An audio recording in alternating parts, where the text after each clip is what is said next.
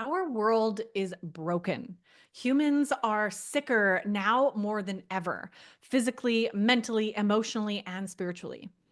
And in this time, I personally feel a deep call to do my part to raise a healthy and kind son and to contribute to the next generation of thriving humans. But how do we even begin to raise healthy kids in such a toxic world? Well, some of what I'm going to share in this episode is going to come across a little controversial. You may disagree or feel the urge to even argue with me. And I want you to know that that's all okay. I'm here to ruffle some feathers and hopes that mothers and parents can start to do things a little differently. Because the truth is, something has to change. And it starts with the next generation of children. And that is our job and our duty right now. So here's what I'm doing in this episode to raise a healthy kid in a toxic world. Let's dive in. Welcome to the Beyond Sugar Freedom podcast. I'm your host, Danielle Dame, holistic nutrition coach and speaker. Let's dive in. Hello, everyone. Welcome back to another episode here on the Beyond Sugar Freedom podcast. And may I say, this episode for me is extremely special because I'm back. I'm officially, well, kind of back. This is the first episode that I'm recording since having my son. The other episodes that you've been tuning into every week have been pre-recorded in preparation for me to take the time that I needed over the last few months to rest, to recover, to heal, to wrap my head around what the heck just happened in the birth process. And I did record a short episode on my birth story a couple months ago, and I guess technically that was my first little intro back. But officially now, this feels like the first real podcast that I'm recording since this journey and this huge shift that's happened in my life, and hence the topic at hand. Raising a kid and raising a healthy, well-adjusted kid is what I wanted to talk to you all about today. And there's many more topics that I have coming here on the podcast that I want you all to know. I know that, this is obviously the Beyond Sugar Freedom podcast, and you're here to look for support on healing your addictive patterns with sugar. And it really started for all of us in childhood. And this has been such a fascinating journey for me. And I know will continue to be a fascinating journey for me in raising a child, in actively repatterning the things that I had or didn't have as a child that led to my addictive patterns with food and sugar. So, raising a non-addictive child, that's really what this episode is about, and how we can help the next generation have a healthy relationship with their emotions, have a healthy regulated nervous system, have, healthy relationship with food, with themselves. All these pieces really play into what I'm going to share in this episode, and I'm getting to in a very big way, practice what I preach and put into practice raising a human. And it's a massive responsibility. I'm terrified. I know I'm not going to do it perfect all the time, and that's okay. But I want to share with all of you, some of the foundational pieces that I wish I had as a child, or I wish my parents did as a child, to, help me not have to struggle with the things that I've struggled with, my addictive relationship with food, with sugar, and all of the other internal battles that I have had and have been healing over the years. So, not to say we're ever going to raise children that aren't going to need therapy or do things and have challenges, right? That's an important part of growing as a human. But what I want to focus on and raising my son is really helping give him the best start that I can, physically, mentally, emotionally, and spiritually. So, as I mentioned, like, raising a kid is no easy task. At the time of recording this, I'm 4.5 months in, and really choosing to raise a healthy and emotionally resilient human is a whole nother ballgame. There's one thing that's like just keeping a child alive, right? Which I know is how a lot of the world has to parent, because there is just no resources or capacity to really give it your all, right? There's a lot of countries, a lot of people in the world, some of you maybe even listening, that just may not be in your reality to even tackle some of these subjects that I'm going to bring forward today. And that's okay. There is no right way. There is no one way to raise a child. And everyone, I just really want to acknowledge this because some of you listening, right? You have your own needs, you have your own opinions, you have your own belief systems, religions, cultures, communities that play into how you choose to raise a child. But in this episode, I want to share my personal choices and how we are actually deciding to raise a healthy boy physically, mentally, emotionally, and spiritually in all of the areas, holistically. And you may not agree with what I share. You may even feel your own judgments rise up, either towards me or even towards yourself. And I want you to know that that's all welcome here. And know that I am not over here judging you as a parent. We're all doing the best that we can with the information we have and the resources that we have. My simple hope is that this episode sparks some curiosity, maybe in some areas that you may wish to do things differently, or you may wish to change in your parenting journey. Maybe even open your eyes a little bit to some of the toxins that are out there in our world, not just physical toxins, that play a huge role in the development of your child's brain and their ability to function in this world.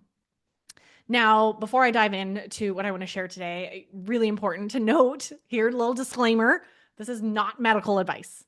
Please do not take this as medical advice. This is simply my own personal opinions based off of what I have learned over the years from various experts, doctors, my own research, all over the place.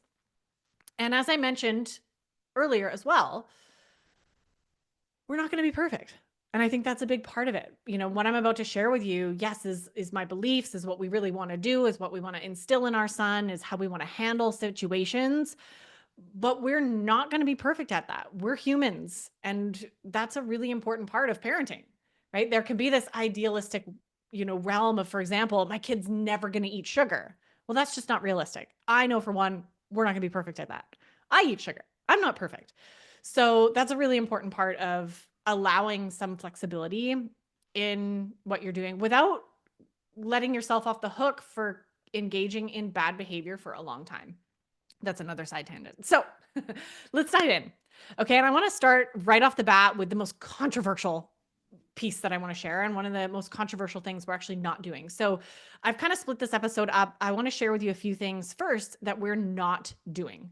So a lot of being healthy, whether you're an adult or raising a child or wherever you are, in fact, actually starts with not doing things that are unhealthy for you, right? So not exposing ourselves to sugar, for example, right? Or toxins. So this is really a big area that we've spent a lot of time reflecting and learning and researching and growing. Like, what do we not want to bring into our child's life? And then I'm going to share some things that we are bringing in, some things that we are focusing on. So that's kind of how I've split this up. So let's dive into the nots. What are we not doing? So the things that we are doing our best to avoid.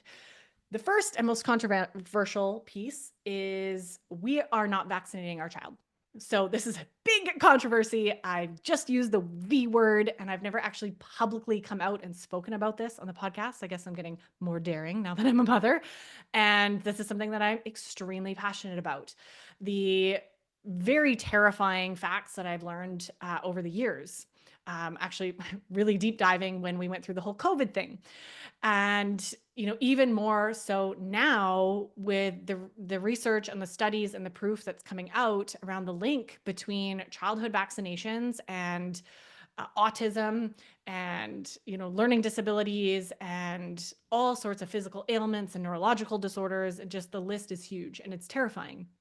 And more people are speaking out about this. So hopefully you've already maybe come across some of this. And I'm not the first one planting the seed, but we have been lied to about vaccines. And I want to just say here, I'm not going into some sort of tangent and I'm not here to teach you about vaccines. I'm just sharing that this is something we've chosen not to do, at least for the first couple years while our son builds his own natural immune system. And this is really important to state as well. I am not anti-vax. I'm absolutely not against vaccines. I think the idea and the function of them makes sense. It makes scientific sense to inject a small portion of a disease into our body to help create antibodies and help protect us in the future. What I am not okay with is the massive list of extremely toxic substances that pharmaceutical companies are adding now to vaccines, including things like mercury and fluoride and aluminum. They use these to actually stimulate the immune response. And what it's actually doing is creating a hugely toxic loads of heavy metals in infants and in children, let alone all the preservatives, the sorbate 80, all the things that are now in these vaccines that are just not made the way they were when I was even a kid.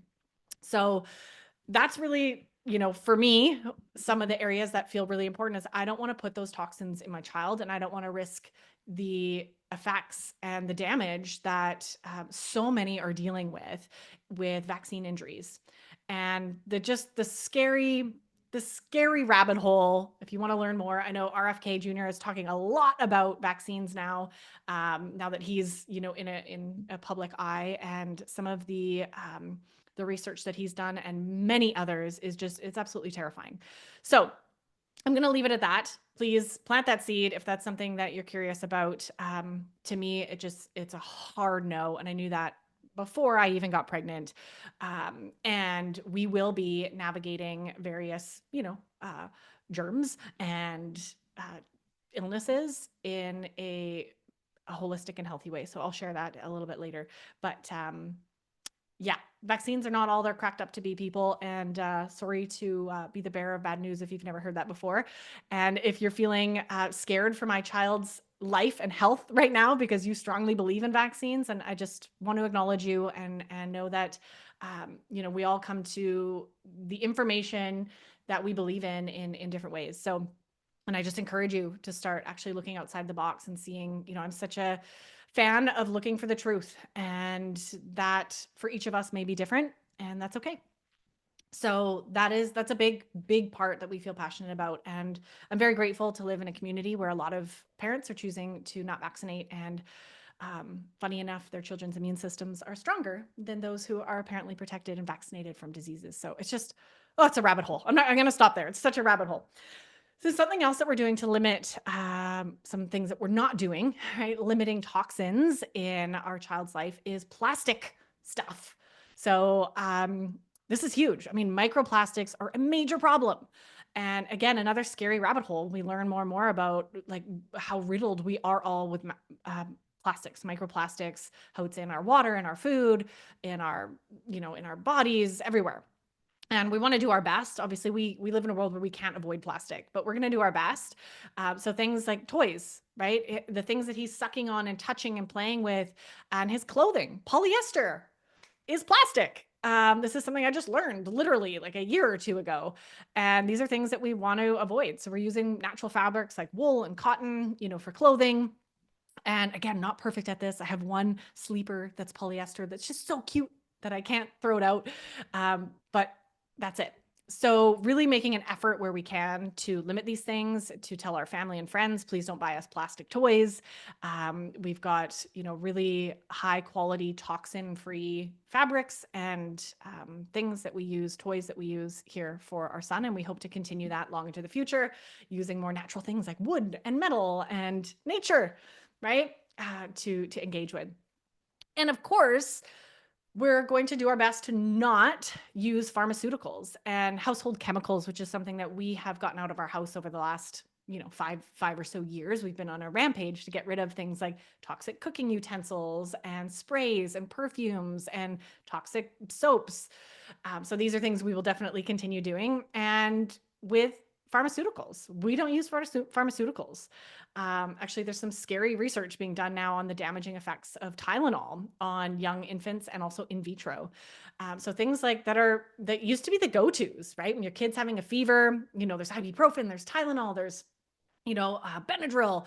There's all these great drugs to help suppress the immune system, to help suppress, a fever, which, by the way, is actually very important in the healing process. When we get sick, we actually need to have fever. So we don't want to suppress it. So we're going to do our best to avoid those pharmaceuticals. Now, caveat being, there may become a time when we need to go to the clinic, where our son may need antibiotics. And I'm not going to be so rigid in my beliefs around the toxins of the pharmaceutical industry that I'm not going to allow that when the time is needed. And I will know when that is. So, this is such a challenging journey I know I'm about to embark on. And many of you who have kids that are like, oh, good luck, Danny, when your little one gets that sick, right? He or she, right? Your kid may need medical intervention, and I am open to that. But for the most part, it's not going to be a practice. We're going to be really focusing on allowing our bodies to heal in the way that they know how to heal. And kids can do that too. That's actually how we build immune systems.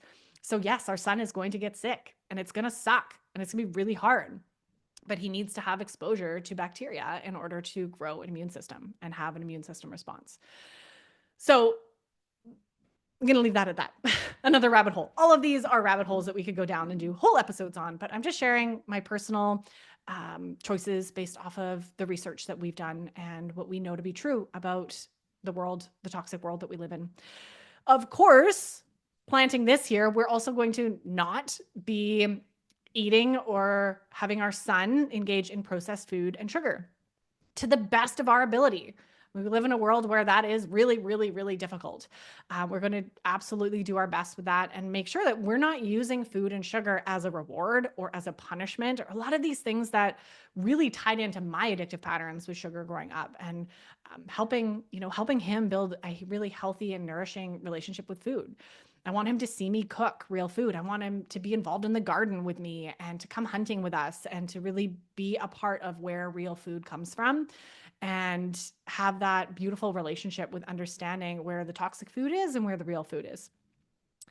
Now, those are kind of physical things we're not doing, and things that we're avoiding to help him become physically healthy. But there's obviously a huge component that's very important to me and us around having him build a healthy relationship with himself, with his emotions, and a healthy nervous system. This is extremely, as you all know, a passion of mine, because I believe this is the root of all of our addictive patterns, is not feeling safe in our body, not knowing how to support our nervous systems when we get activated, right? When we feel stressed or angry or sad. So a big part of that is we are not going to be ignoring our son's emotions. We're not going to be shutting down his emotions. We are going to let him know that all of his emotions are welcome. So when he's having a temper tantrum, we're going to sit with him and allow him to have a temper tantrum instead of disengaging, sending him to his room, making him feel like he's alone in his emotions. We're going to be there for him. And that's going to be really hard. I'm aware. I'm aware that's going to be hard at times, but that is really important to me as a parent, to show him and help teach him that all of him is welcome and all of him is loved. And there's nothing wrong with him if he's angry or if he's sad or if he's grieving or if he's happy. All of these emotions and all of him is welcome. So the other piece to that is we're not going to be doing is pigeonholing our son, teaching him that he has to act a certain way, be a certain way to get our love. This is really important because this is a massive pattern that most of us have, right? Is the conditional love.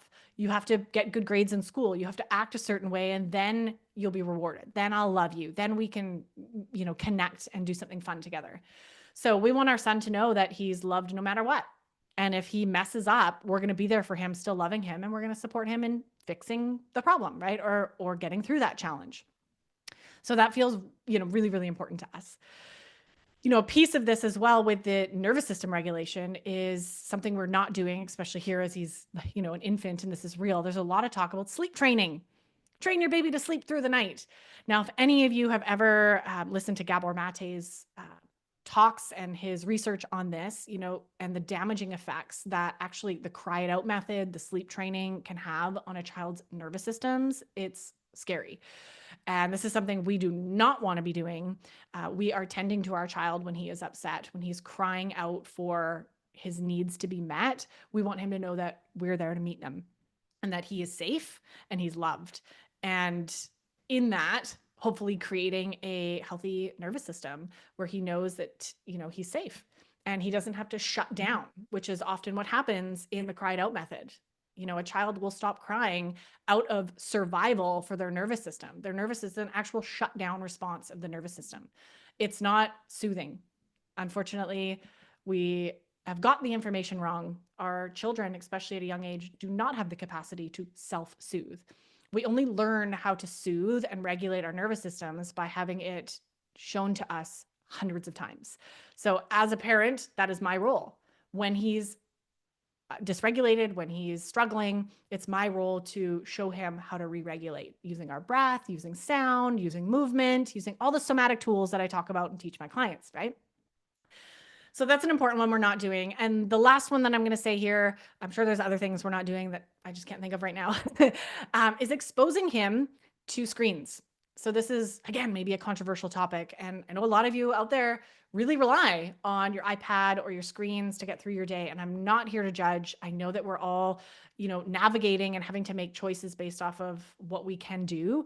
But one thing that we really strongly want to do our best is not exposing him to screens for at least 2 years. So with the caveat being, sure, if we're going to FaceTime or Zoom with friends or family from across the world, we might let him look at the screen and obviously say hi. But we are doing our best to actually not even use our computers or our phones around him, and not let him look at the screen. So that's an important piece. Tying into that is also Wi-Fi exposure. So one thing we're doing is being very conscious of not holding our phones close to him. So if we're holding him or he's on our lap, right, we have our phone at least a foot or two away if we have to check something, or in another room altogether. And at night, we shut off our Wi-Fi. This is for all of our health. This is for all of our health, by the way, the scary things that we're learning about the damage of Wi-Fi and 5G and how it's actually affecting our brain, and especially to children whose brains are still developing. So these are things that we're, again, going to do our best with, limiting, the electromagnetic fields in our home when we can, especially at night, trying to turn everything off, and really just supporting him in that way, and all of our health with all these things. So that's what we're not doing. Little bit of a list of some things that we are opting out of, unsubscribing to, in order to help keep toxins out of his mind and body and soul. What are we doing? The other side of this, what are things we're doing instead? So naturally supporting him in building an immune system, which, yes, means he's going to get sick.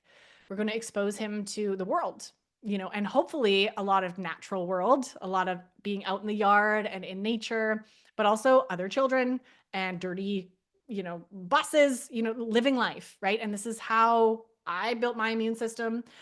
This is how we get exposed to germs and bacteria, and our body has a response. So we're going to be supporting that and using a lot of our tools, our holistic healing foods and bone broths and herbs and tinctures and various, things that we use when we're getting sick, right?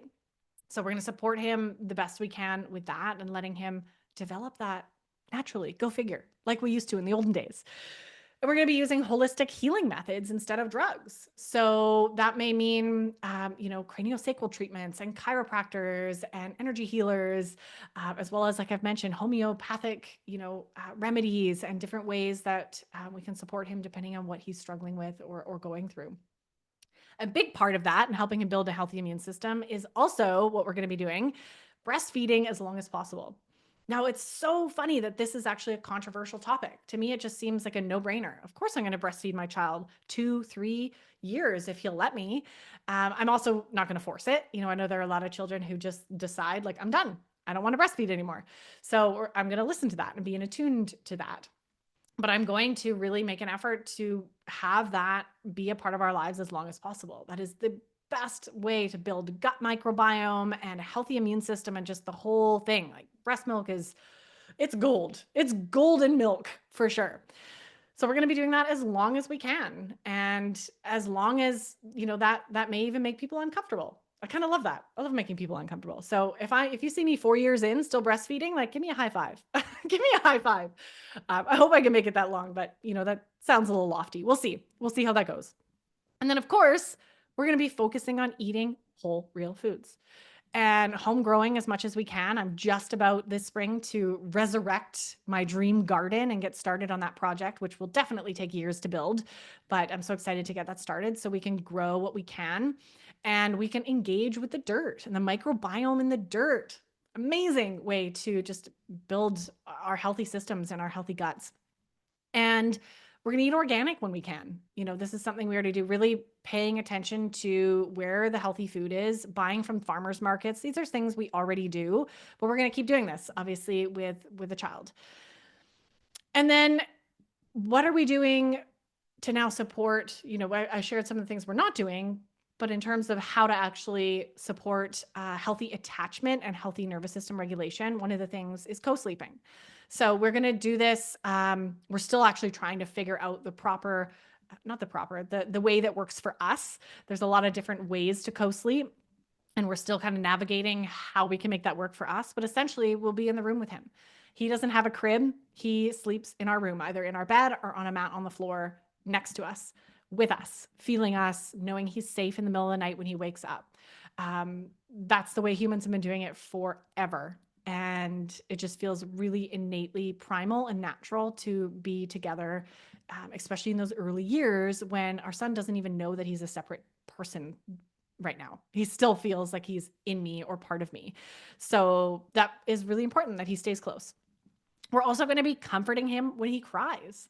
So when our child screams out, and this is so controversial because my parents' generation and maybe even in this is only changed recently as we're understanding that it's not necessarily a great thing to just let your child cry it out all the time. Sure, they're going to be upset sometimes. We're not always going to rush to them, in the second that they cry. Like, there's nothing wrong with them crying a little bit. But to the extent where they start becoming really dysregulated and feeling unsafe in their bodies is not something we want to do. So when our child cries at any age or is upset, we're going to be there with him. I mentioned that a bit earlier. We're going to really support him in, okay, what do you need? And also, is there an emotion here that just needs to be present? Let's wait it out together. Let's go through it together. Let's have a good cry together. Whatever, or let me show you how to process healthy anger. All these tools, and I'm so excited to teach him so that he can have a healthy relationship with all of his emotions. And thus, in theory, fingers crossed, this is a theory, he doesn't need to escape with addictive substances. He doesn't need to get out of his body or to feel safe externally because he feels that internally. Another thing we're doing for healthy, I'd say physical and mental, is outdoor naps. I'm a huge fan of my Scandinavian practice. This is actually how I was napped growing up. For those who don't know, my mom is Danish, and this is just what you do in the Scandinavian countries: is your child sleeps outside in the buggy, naps outside, not in the middle of the night, but during the day naps, even in -10, in minus weather where it's freezing and snowing. And we've been doing this since Landon was about a month or maybe 6 weeks old. He started napping outside, and I think it's so great. It's so great for his mind, for his immune system, just to be breathing in that fresh air, especially in the cold. Like, there's just something so good about it. And he's having amazing naps outside. So this is a health hack that I really strongly believe in, and something that we're going to continue doing for as long as he'll let us. And then we're also going to really pay attention to following his lead. So as I mentioned earlier in the list of things we're not going to be doing is, we really want to provide a container for our son to become his own human instead of imposing our own beliefs and ideas on him. Now, I don't know how we're going to do this, but it's something we're going to try to do, and we're going to learn as we go. But we really want to follow his lead, help him develop into the human that he's meant to be versus making him be the type of human that we think he should be to fit into our world, our household, our own idea of what we want him to be. And really just holding that container for him, holding the space for him, and keeping him safe as he develops within reason. There will be rules, there will be guidelines in our household, right? There will be boundaries, which are really important for children as they grow, and that actually keeps them safe as they develop, right? We're going to invite him to question us. I want my son to question the world, because boy, do we need to do that now more than ever, right? I want him to question authority. I want him to think for himself and be able to ask questions and feel safe in doing that. If we ask him to do something like, oh, can you, sweep the floor? Maybe he asks why, right? I want him to question, why he's being asked to do something, right? And we'll have a discussion about how it feels to him and how that's important that we all pitch in the household. So I look forward to those conversations as we go, right? But that's going to be important. I want him to be a critical thinker, because we need those on the planet right now. We need people who aren't afraid to think differently, to do things differently, and to question the status quo, because the status quo and the norm right now is sick and toxic. And we need to change that. And a part of this is, as of right now, we do plan to homeschool. So this is something we do plan to do. I'm not a fan of the school system and what they teach and how they socially condition children to fit into a peg. And if you don't fit into a certain way of behaving, then you must have one of these laundry lists of mental disorders or learning disabilities. So I want our kid to feel like he can be different and he can be himself and he doesn't have to fit in to be loved and to be liked. So anyway, whole side tangent on school systems. So yeah, we do plan and hope to homeschool, and we'll see how that goes. But that's definitely something that we do plan to do, over the coming years, or at least finding schools. We do have some alternative schools here in our community that may also be options for him too. We're going to be teaching him a lot about the natural world. The natural world. We're going to get him out in nature. We're going to teach him how to connect with his ancestors, with the spirit of the plants around him, and respect the land that he lives on. Right? We want to teach him to make less garbage and engage with the dirt and know how things grow, and just all of these things that will be able to be instilled in him as we here, live on this beautiful property, and we'll have the garden and have all these things that we're engaging with. So we want him to be really responsible and respectful of the world that he lives in. And of course, respectful of other people. We're going to teach him all those things too.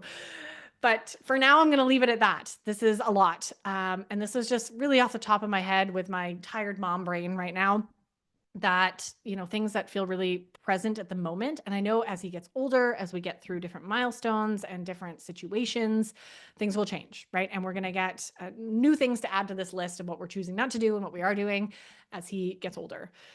But I'm certain, as I mentioned before, that there are times we're going to fail at all these things. I've just shared some of my beliefs, some of the things that we are doing and not doing, and not doing it perfectly is important to me as well. Right? We're all doing our best. We're going to continue to navigate our parenting style and learn and grow as a family as we go. And I hope that you do the same. And I hope that this episode has really sparked even just the smallest interest for you in starting to do things differently, or at least think of things differently. So a lot of us, this is really how we repattern the trauma that was handed down to us. The little traumas, the big traumas is really paying more attention to how we can show up for our children in all of their health needs, right? All of their physical, mental, spiritual, emotional, all these areas. And starting to question that maybe the narrative of like how it's always been done. Oh, it's just, we always let our kid cry it out, or we have always let our kid have sugar right before bed, or whatever it is that your parents did for you. And now you just assume is what you're going to do with your kids. Right. My hope is that you just put a pause in there, right? And start questioning what's been done for the last, decades and generations, and start asking your own questions about, is this right? Does this feel right? Is this going to create and foster the type of child that I want to raise? And, may not be the things that I'm doing, maybe something else, but I just hope that you start to ask your own questions instead of taking blindly the advice and the ways that it's been done for the last, few generations. So we owe it.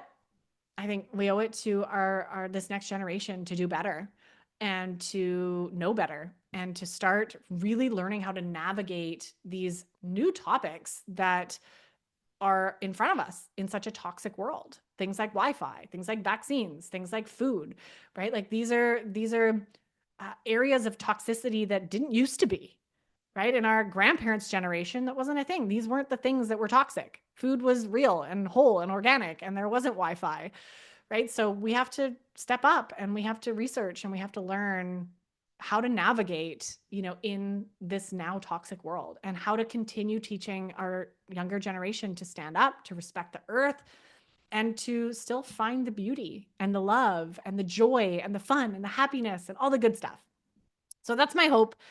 And I just thank you so much for following along with this episode, for letting me share what's on my heart here as we navigate into parenthood.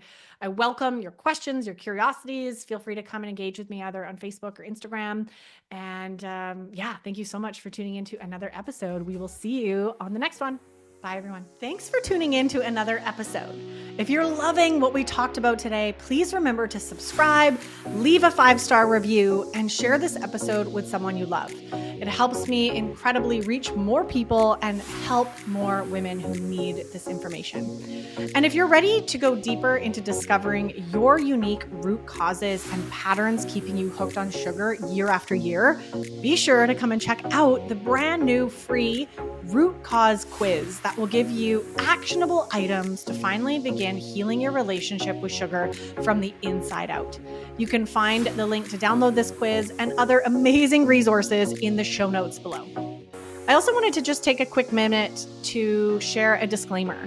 The information provided in this podcast is for general purposes only and is not at all intended to be professional medical advice, diagnosis, or treatment.